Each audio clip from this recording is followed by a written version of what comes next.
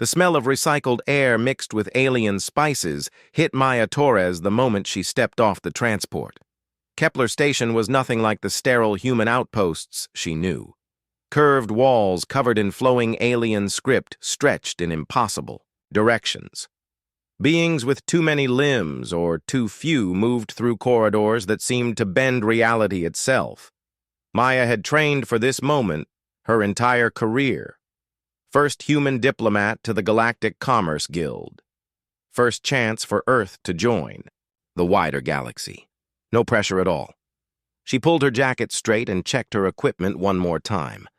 Standard issue sidearm, translation device, and enough confidence to fake her way through whatever came next.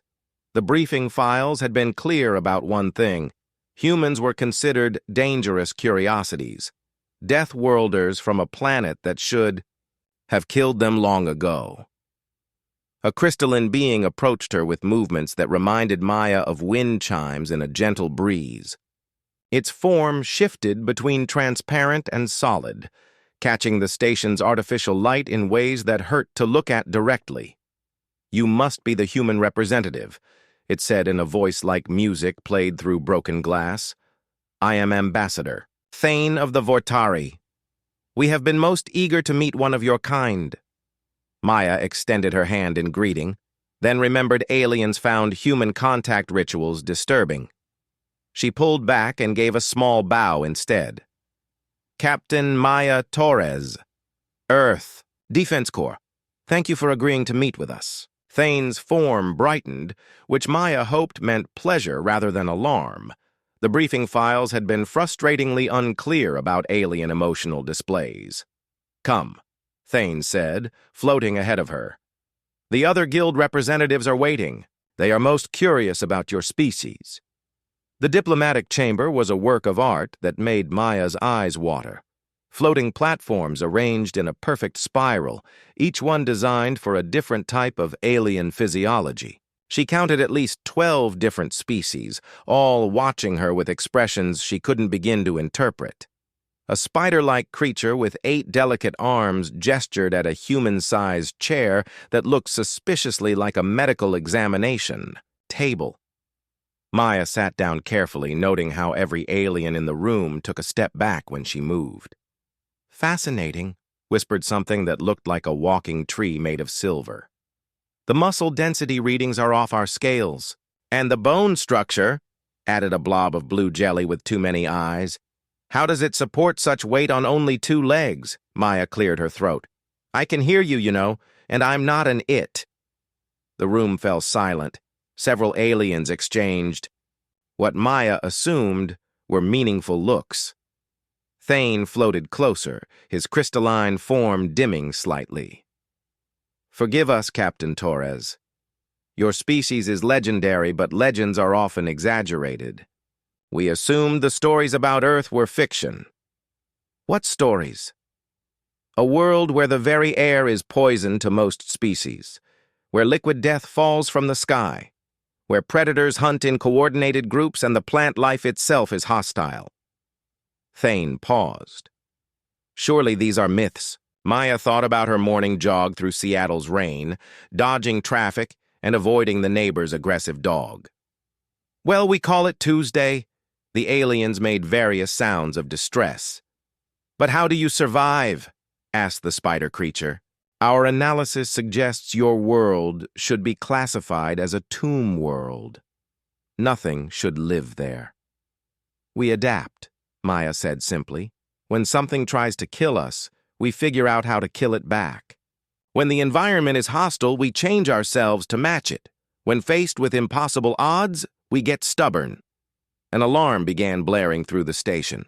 Red lights flashed in patterns that made Maya's trained reflexes kick in immediately. She was on her feet and scanning for exits before most of the aliens had processed what was happening. "What is that sound?" Thane asked, his form vibrating with obvious distress. Maya was already moving toward the chamber's entrance. "Hull breach alarm. Someone's boarding the station." She drew her sidearm with practiced ease. "Stay down and stay quiet. You cannot—" "Seriously intend to fight," said the tree creature. "Station security will handle any threats." The chamber door exploded inward. Maya threw herself sideways, rolling behind a decorative pillar as debris filled the air. The aliens scattered like leaves in a hurricane, their panic filling the room with sounds Maya had never heard before. 12 figures pushed through the smoke, pirates from the look of their mismatched gear and aggressive postures. Different species, all armed with weapons that hummed with lethal energy. "Look what we found," growled the largest one, a four-armed giant with armored skin. "A whole room full of guild diplomats. This should pay well." Maya counted weapons, noted firing positions, and calculated angles of attack. Her human brain processed the tactical situation in seconds while the aliens were still trying to understand what was happening. "And what's this little thing?" Another pirate pointed at Maya with a weapon that crackled with blue energy. "Some kind of pet?" Maya smiled. It wasn't a friendly expression. "I'm from Earth," she said, stepping out from behind cover, "and you just made a very big mistake." The pirates laughed. One of them, a reptilian creature with scales that shifted color, raised its weapon. "Deathworlder stories, just myths to weigh. Scare children." "Only one way to find out," Maya replied. The lead pirate nodded to his companions. "Kill the human first. Make an example." Maya's smile widened. Behind her, she could hear the aliens whispering prayers in languages she didn't recognize. They thought they were about to watch her die. They had no idea what they were actually about to see. The first shot came from her left. Plasma bolt. Military. Grade, aimed, center mass. Maya had been expecting it. She'd been expecting all of this from the moment the alarm started, because humans didn't just adapt to dangerous situations, they thrived in them. The bolt hit her square in the chest. The impact threw her backward into the wall with a sound like breaking thunder. Smoke rose from her uniform. The aliens gasped in horror. The pirates began to advance, confident in their kill. Then Maya pushed herself away from the wall and straightened up, still smiling. "My turn," she said. Time seemed to slow down for everyone in the chamber except Maya. The aliens watched in stunned silence as the human they thought was dead began to move with impossible speed. The pirates, confident seconds before, now stared at something that should not exist. Maya's chest hurt like someone had hit her with a sledgehammer wrapped in fire. The plasma bolt had burned through her uniform and left a mark that would scar for life. But pain was just information, and the information told her she was still alive enough to fight. The first pirate to recover from his shock was the reptilian one who had fired at her. He raised his weapon again, but Maya was already moving. She dove left as another plasma bolt scorched the air where she had been standing. Her roll brought her behind an ornate table that the aliens had been using for some kind of ceremonial purpose. "Impossible," whispered one of the pirates. "Nothing survives a direct hit from a pulse rifle." Maya popped up from behind the table and put 2 rounds center mass into the reptilian's chest. The pirate dropped without another word. She ducked, back down as return fire turned her cover into expensive confetti. 11 left, she called out cheerfully, as if keeping score in a game. "Anyone else want to test human durability?" The alien diplomats had pressed themselves against the far wall, their various forms trembling with terror. Ambassador Thane was making a sound like breaking crystal, which Maya hoped was not his species' version of screaming. 2 pirates tried to flank her from opposite sides. Maya saw them coming and smiled wider. Humans had spent millions of years dealing with pack hunters. These amateurs had no idea what they were up against. She waited until they were both committed to their approach, then threw herself forward in a shoulder roll that brought her up in the middle of the room. Both pirates fired at where she had been. She put 1 round into each of them before they could adjust their aim. 9 left, she announced. "This is fun."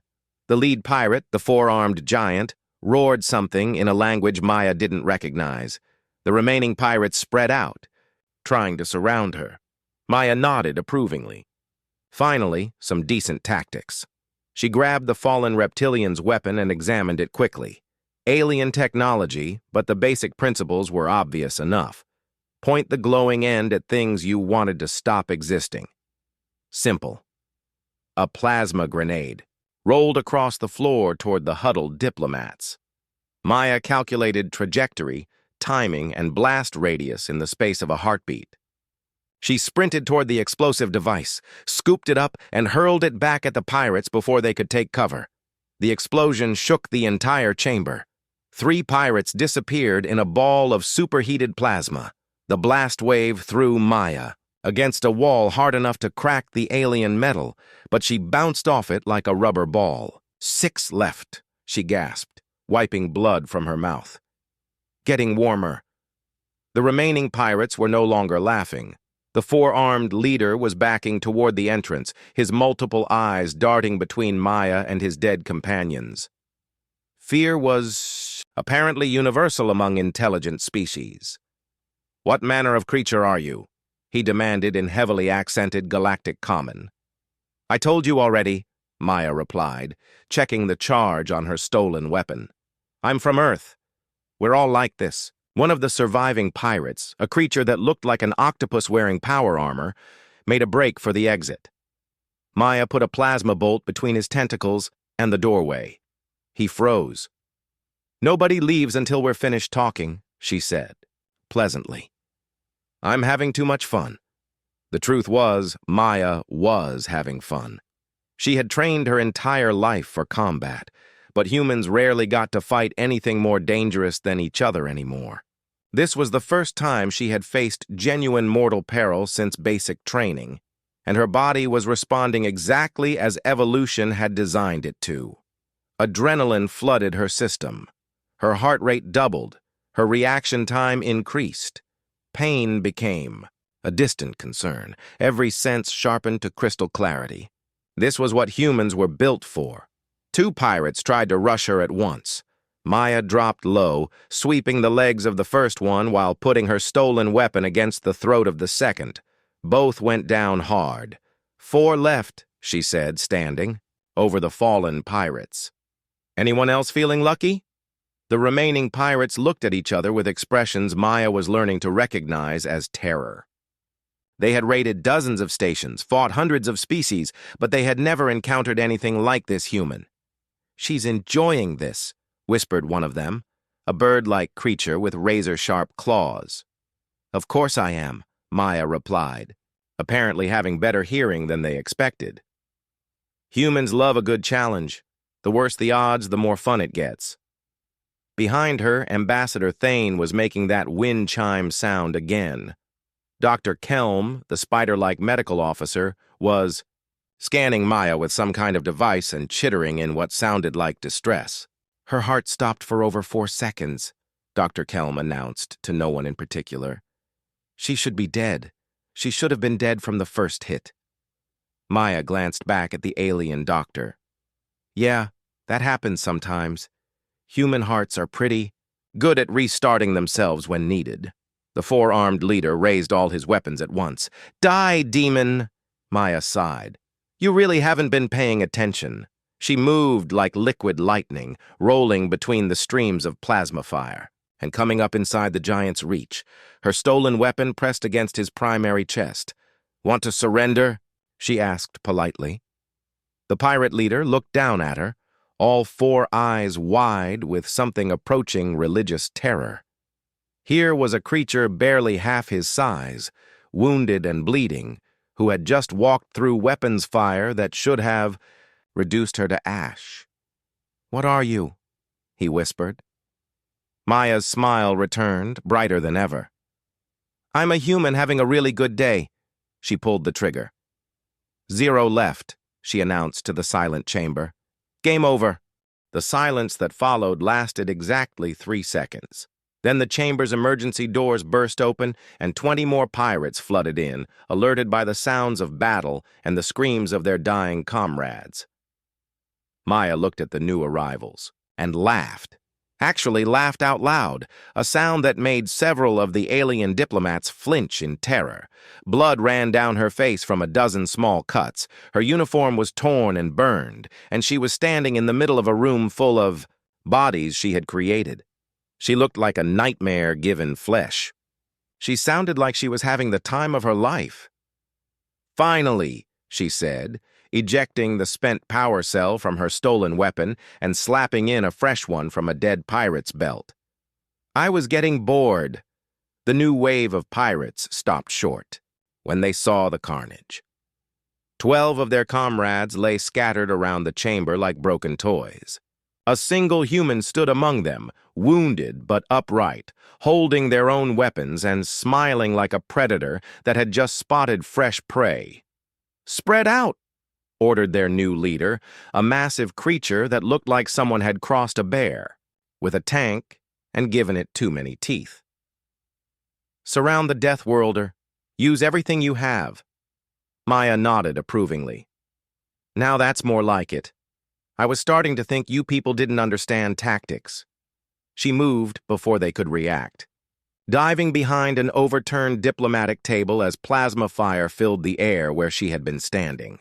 The ornate furniture exploded into glittering fragments that rained down like deadly snow.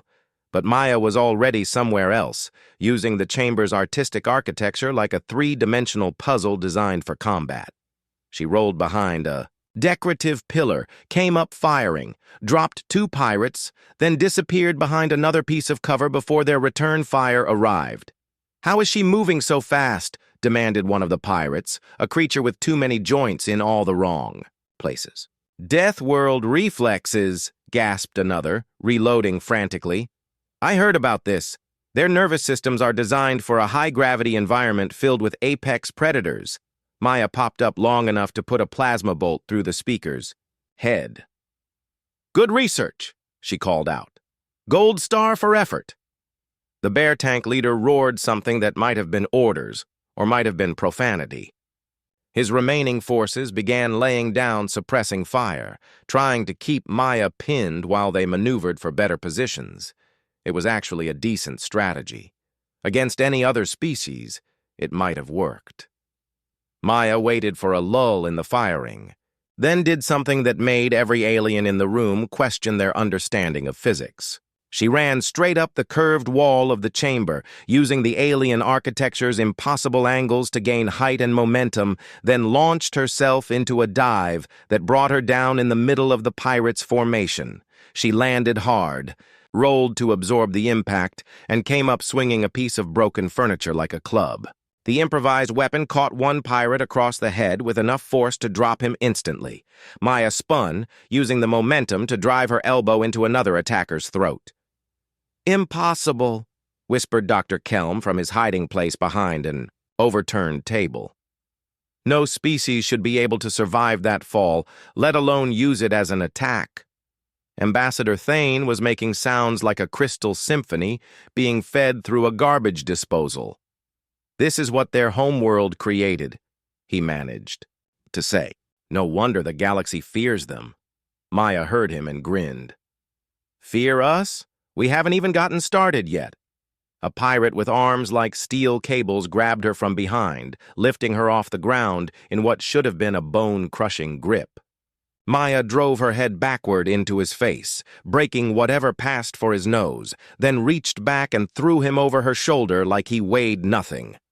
The bear tank leader charged at her with claws extended. Maya sidestepped at the last possible second, grabbed his arm, and used his own momentum to send him crashing into the chamber's main viewing port. The reinforced transparent metal spider-webbed but held. 14 left, Maya announced, breathing. Hard, but still smiling. "Anyone else want to dance?" The remaining pirates were backing away from her now, their weapons wavering. They had come here expecting easy prey, soft diplomats and station security forces with more technology than courage. They had found something that their worst nightmares had never prepared them for. "She's not using any special technology," one of them said, his voice pitched high with hysteria. No power armor, no enhancement drugs, no genetic modifications. She's just human. Just human, Maya repeated, wiping blood from her eyes. I like that. Mind if I borrow it for my business cards? 3 pirates tried to rush her at once. Maya grabbed the nearest one and used him as a shield while she gunned down the other 2. Then she threw her improvised shield at a 4th attacker, hard enough to knock him through a decorative wall panel. 10 left, she called out cheerfully. We're making good progress. The bear tank leader had recovered from his impact with the viewing port. He pulled out what looked like a miniature cannon and aimed it at Maya with obvious intent to end this fight permanently. Maya saw it coming and threw herself sideways as the weapon discharged. The energy blast missed her by inches and punched a hole through the chamber's outer wall. Emergency force fields activated immediately, but not before the escaping atmosphere created a miniature hurricane. Maya rode the wind current like she had been born to it, using the chaos to close distance with her attackers. Her stolen weapon ran dry, so she grabbed another one from a fallen pirate. When that one overheated, she picked up a piece of broken machinery and started using it like a warhammer. The aliens watching this display were beyond terror now. They had entered a realm of awe that bordered on religious experience. This single human was not just surviving impossible odds, she was thriving in them. How? Whispered Ambassador Thane. How is any of this possible? Dr. Kelm was frantically taking readings with his medical scanners. Her body is producing chemicals I can't identify. Her muscle fiber density is increasing in real time. It's as if combat itself is making her stronger. Maya heard him and laughed again. Welcome to Earth biology, she called out while dodging. Another blast from the bear tank's cannon. We don't just adapt to survive, we adapt to win. She reached the leader and grabbed his weapon before he could fire again. The massive pirate tried to pull it away from her, but Maya held on and used the struggle to swing both of them around in a circle. When she let go, the bear tank went flying into 3 of his own men. 6 left, Maya announced, checking her new weapon. Final round, everyone. Let's make it count. Maya stood in the center of the ruined diplomatic chamber, surrounded by the bodies of 32 pirates from a dozen different species. Smoke drifted from her torn uniform where plasma bolts had found their mark. Blood ran from cuts on her, face and arms. Her breathing was heavy, but steady. She was still smiling. The surviving pirates had finally done what their species had evolved to do when faced with a superior predator. They ran. The bear tank leader had been the last to flee, dragging 2 wounded companions behind him while looking over his shoulder like he expected Maya to chase them down for sport. Maya considered it, but decided she had made her point. The chamber fell silent except for the hum of emergency life support systems working to clear the smoke and replace the atmosphere that had been vented through the hull breach. Slowly, carefully, the alien diplomats began to emerge from their hiding places. Ambassador Thane approached first, his crystalline form dim with what Maya was learning to recognize as shock. His movements were hesitant, like someone approaching a dangerous animal that might or might not be tame. Captain Torres, he said, his voice carrying harmonics Maya had never heard before. Are you injured? Maya looked down at herself and took inventory. Plasma burns on her chest and left arm. Cuts from flying debris across her face and hands. Bruises from impacts that should have broken bones. Her ribs hurt when she breathed, suggesting at least 1 fracture. Nothing serious, she said, which made several aliens make sounds of distress. I'll live. Dr. Kelm scuttled closer on his 8 delicate legs, medical scanners already active and pointing in Maya's direction. The readings he was getting made him chittle in what sounded like confusion mixed with awe. Your heart stopped, he announced to the room. The plasma bolt that struck you initially caused cardiac arrest for 4.7 seconds. According to my instruments, you died. Maya shrugged, which made her wince slightly. Yeah, that happens sometimes. Human hearts are pretty good at restarting themselves when the situation demands it. Restarting themselves? This came from the tree-like being who was staring at Maya like she had just claimed to breathe vacuum. Hearts do not simply restart. Death is death. Not for humans, Maya replied matter-of-factly. We're pretty stubborn about dying. Takes more than a stopped heart to keep us down permanently. Dr. Kelm was scanning her more intensively now, his multiple eyes wide with scientific fascination. Your bone density is impossible. Your muscle fiber composition defies classification. Your nervous system processes information at speeds that should liquefy organic tissue.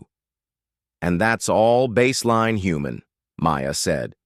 No modifications, no enhancements, no special training beyond standard military preparation. The assembled diplomats exchanged looks that spoke volumes. They were beginning to understand that everything they thought they knew about humans was wrong. The stories about deathworlders hadn't been exaggerated. If anything, they had been conservative. Ambassador Thane's form was brightening now, cycling, through colors Maya had never seen him display. The plasma burns, he said hesitantly. They should have killed you instantly. Plasma weapons are designed to disrupt cellular cohesion at the molecular level. Maya looked at the blackened hole in her uniform where the first shot had hit her. Well, it hurt. I'll give you that. Felt like someone stuck a red-hot poker through my chest. But pain is just information, and the information told me I was still alive enough to fight back. Just information? The blob-like creature with too many eyes had oozed closer, apparently fascinated despite its obvious terror. You process agony as mere data? Pain tells you what's wrong so you can fix it, Maya explained patiently. Fear tells you what might kill you so you can kill it first. Exhaustion tells you to find more energy. It's all just input for the decision tree. Dr. Kelm made a sound like breaking glass. Decision tree? Stay alive, complete the mission, protect the innocent, eliminate the threat. Maya counted off on her fingers. In that order, usually, though sometimes you have to prioritize differently depending on circumstances. The medical officer was taking more readings, his scanners working overtime to understand what they were examining. Your cellular regeneration rate is accelerating. The plasma burns are already beginning to heal. This should take weeks, not minutes. Humans heal fast when we need to, Maya said, especially when there's still work to do. A new sound echoed through the chamber, the harmonized tones of station security finally arriving. A squad of six-limbed beings in elegant armor flowed into the room with weapons drawn, then stopped short when they saw the aftermath. "Status report," demanded their leader, a being that looked like someone had given a praying mantis military training and anger management issues. "Situation resolved," Maya replied before any of the diplomats could speak. "Pirates are either dead or fled. No casualties among the diplomatic staff." The security leader looked around the chamber, counting bodies and taking in the level of destruction. "One human did all this?" "One human," confirmed Ambassador Thane, his voice carrying new harmonics that sounded suspiciously like reverence. The security beings began examining the scene, their scanners and instruments working to reconstruct what had happened. Maya watched them work while Dr. Kelm continued his medical examination. "Fascinating," the doctor muttered. "Your stress response is completely inverted from every known species. Where others show elevated fear markers and decreased cognitive function under extreme duress, you show increased focus and enhanced physical performance. Combat high," Maya explained. "Humans get better at fighting the more danger we're in. It's an evolutionary adaptation from our homeworld." "Your homeworld," said the tree being slowly. "Tell us about your homeworld." Maya thought about Earth. Morning jogs through Seattle rain, camping trips in bear country, swimming in oceans filled with sharks, driving on highways at speeds that would terrify most species, living on a planet where the weather could kill you and half the wildlife. was actively trying to do exactly that. "It's a nice place," she said finally. "Bit rough around the edges, but it grows on you. Everything there is either trying to kill you or trying to mate with you, and sometimes both at the same time." The aliens made various sounds of horror. "The gravity alone should crush most species," Ambassador Thane said. "The atmospheric pressure would be toxic to our kind. The weather patterns would shred our vessels." "And that's just the environment," Maya added helpfully. "Then there are the predators. Pack hunters with social intelligence, ambush predators with perfect camouflage, flying predators that hunt from above, swimming predators that hunt from below. We learned to fight them all." Dr. Kelm's scanners were beeping frantically. "Your adrenaline levels are finally beginning to decrease, but your baseline physiological state is still beyond our measurement parameters. How do you function with such extreme biological responses?" Maya smiled that same unsettling smile that had terrified the pirates. "Practice," she said. "Lots and lots of practice." Station security had finished their preliminary investigation. Their leader approached Maya with what she hoped was respect, rather than the prelude to arrest. "Captain Torres," he said formally, "on behalf of Kepler Station, I thank you for your assistance in resolving this situation." "Just doing my job," Maya replied. "Though I have to say, it was the most fun I've had since basic training." The security leader tilted his head in a gesture Maya couldn't interpret. "Fun?" "Nothing like a good fight to get the blood moving," Maya said cheerfully. "Really clears the head." She looked around the chamber at the assembled diplomats, noting how they were all watching her with expressions that ranged from awe to terror to something approaching worship. "So," she said to Ambassador Thane, "about those trade negotiations." 3 days had passed since what the station's inhabitants were already calling the Deathworlder incident. Maya sat in the medical bay's observation room, her wounds healing at a rate that continued to fascinate and terrify the alien medical staff.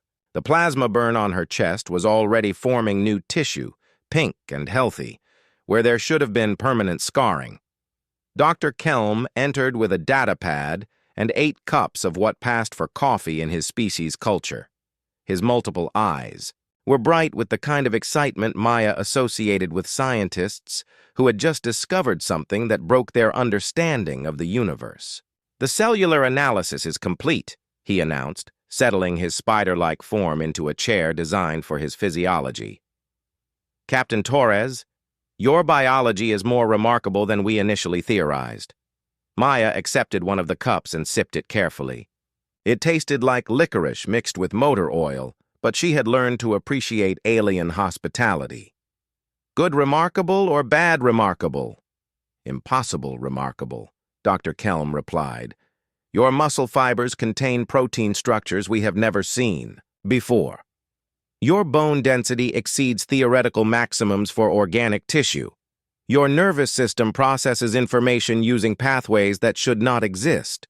"And that's all standard human?" Maya asked, though she already knew the answer. "Baseline human physiology," Dr. Kelm confirmed. "No genetic modifications, no cybernetic enhancements, no pharmaceutical augmentation. This is what your species considers normal."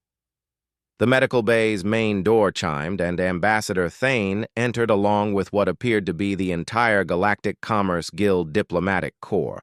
Representatives from dozens of species filled the room, all watching Maya with expressions she was learning to interpret as respectful fear. "Captain Torres," Ambassador Thane began, his crystalline form cycling through colors that Maya now knew indicated excitement mixed with nervousness. "The Guild has reached a unanimous decision regarding trade relations with humanity." Maya set down her cup and gave them her full attention. "I'm listening." "We want to hire you," said a creature that looked like a walking flower made of precious metals. "All of you. Every human willing to work with us." Maya raised an eyebrow. "Hire us for what?" "Everything," replied the tree being from the original. "Negotiations." Exploration, security, colonization, research. There are regions of space too dangerous for civilized species to enter. Deathworlds that need to be surveyed. Hostile territories where normal expeditions simply disappear. You want us to go to the places other species can't survive, Maya said. It wasn't a question. Ambassador Thane's form brightened significantly. Captain, we have reviewed the security footage of your encounter with the pirates 17 times. Our best tactical analysts, representing 12 different military traditions, have studied your performance.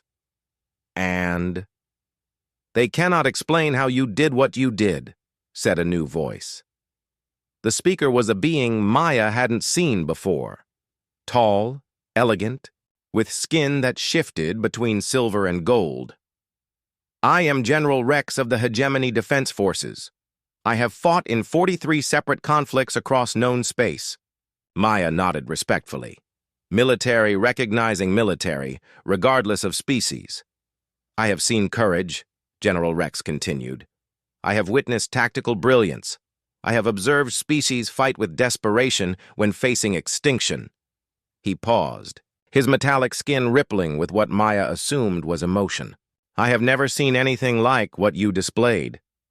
It wasn't anything special, Maya protested. Basic combat training and survival instincts. Basic? Dr. Kelm chittered in what Maya now knew was laughter. Captain, you survived weapons designed to kill armored vehicles. You adapted to alien technology in seconds. You used environmental features as weapons with no prior knowledge of their structural properties. You turned a diplomatic reception into a battlefield and won, added General Rex, against 32 hostiles from different species, using their own weapons while protecting non-combatants. Maya shrugged, which made her healing ribs twinge slightly. They were threatening people under my protection. What was I supposed to do? Let them win?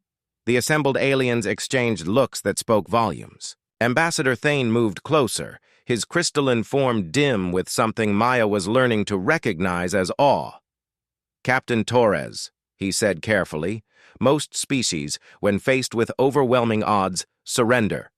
It is logical. It preserves life for future opportunities. And humans don't? Humans fight harder, General Rex answered. The worse the situation becomes, the more dangerous you become. It defies every military doctrine in known space. Maya thought about that for a moment. On Earth, we have a saying, the only easy day was yesterday. Every day you wake up, the universe is trying to kill you.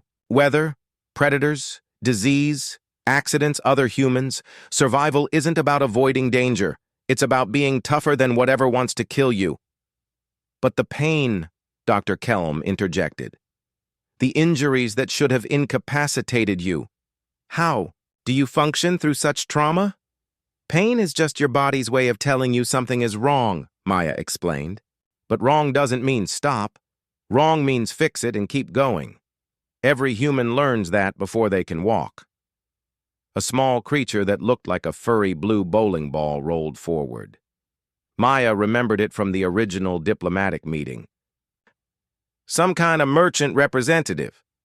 The footage has spread throughout the galactic networks, it said in a voice like wind chimes. Every species has seen what one human can accomplish. The reaction has been significant. What kind of reaction? Maya asked, though she suspected she already knew. Fear, Ambassador Thane said simply. And respect, and a desire to have humans on our side rather than against us. General Rex stepped forward. The Hegemony Defense Forces would like to offer consulting contracts to human military advisors. Our tactical doctrines are based on the assumption that combatants will retreat when losses become unsustainable. And humans don't retreat, Maya said. Humans get angry, corrected Dr. Kelm, consulting his data pad. Your species' stress response is completely inverted from every known biological pattern. Where other species experience fear and seek escape, humans experience rage and seek victory. Maya nodded. When something tries to hurt us or the people we care about, we don't run away. We run toward it, with weapons. The room fell silent as the implications of that statement sank in. These beings had spent their evolutionary history learning to flee from danger. Humans had spent theirs learning to hunt it down and kill it. There are entire sectors of space we have written off as uninhabitable, said the flower-like creature. Worlds with extreme weather, hostile wildlife, environmental hazards that make colonization impossible. Sounds like home, Maya said with a grin. Precisely our point, Ambassador Thane said. His form cycling through rapid color changes that Maya was learning indicated excitement. What we consider uninhabitable, you might consider prime real estate.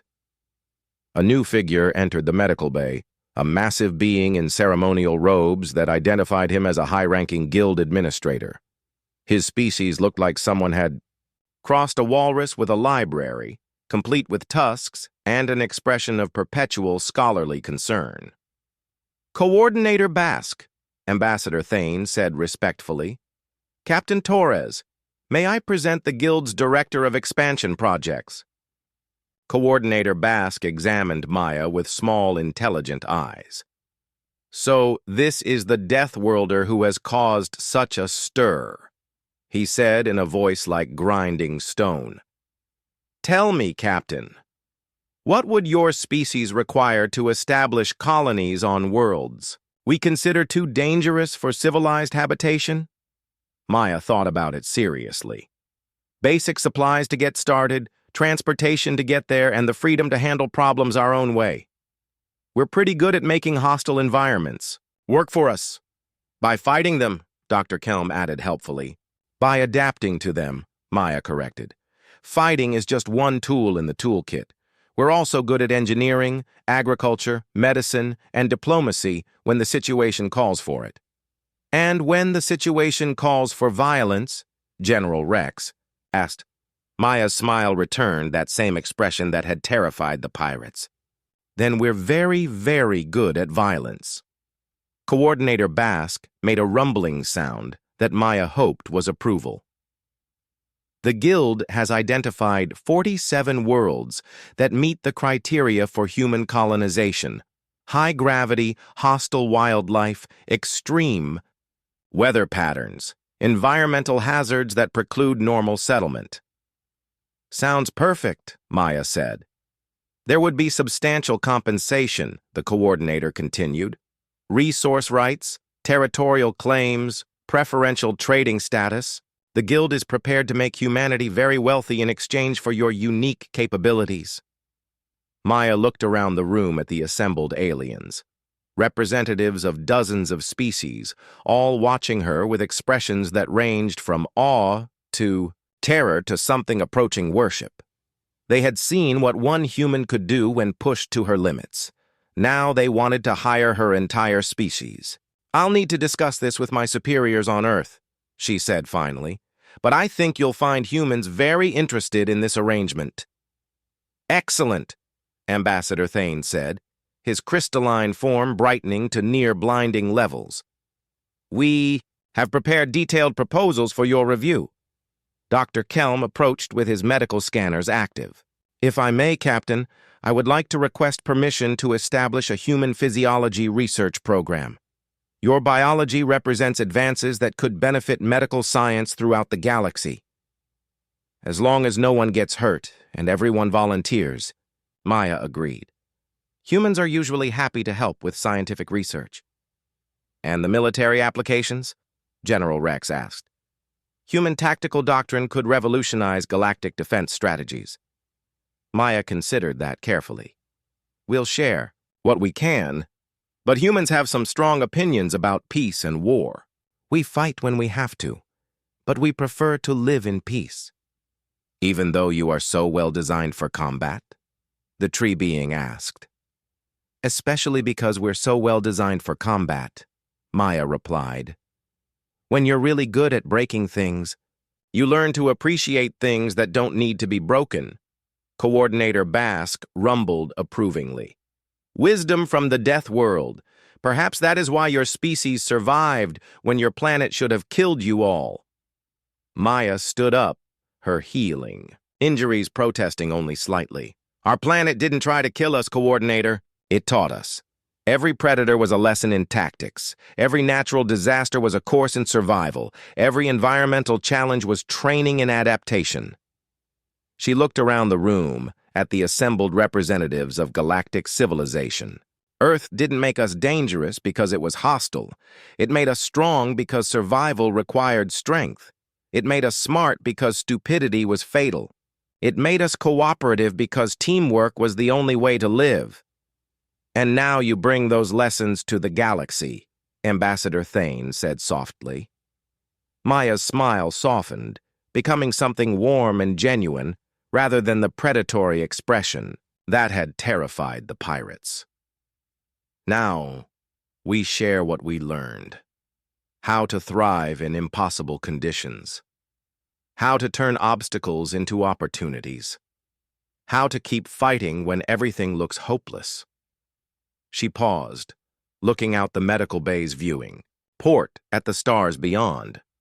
Earth taught us that the universe doesn't care if you live or die. So if you want to live, you better be prepared to make your own luck and fight for your own future. And smile while doing it, Dr. Kelm added, consulting his notes from the pirate encounter. Maya laughed, a sound that no longer made the aliens flinch. They were beginning to understand that human laughter wasn't a threat display. It was a celebration of being alive in a universe that was doing its best to change that status. Always smile, she agreed, because if you're still alive enough to smile, that means you're winning. The assembled representatives began discussing logistics, compensation, and the practical details of integrating humanity into galactic civilization. But Maya was looking out at the stars, thinking about home and the message she would send back to Earth. Humanity had been invited to join the galaxy, not as junior partners or primitive curiosities, but as equals who brought something unique and valuable to the cosmic community. They brought the hard-learned lessons of a death world and the stubborn refusal to give up that had kept them alive, on it.